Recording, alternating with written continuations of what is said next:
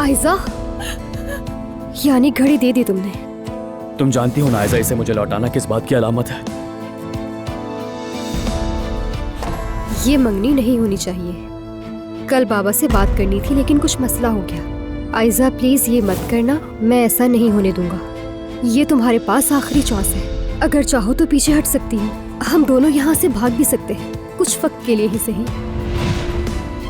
उस तुगाय नामी आदमी के साथ तुमने जो चक्कर चलाए हैं वो सब मालूम है मुझे।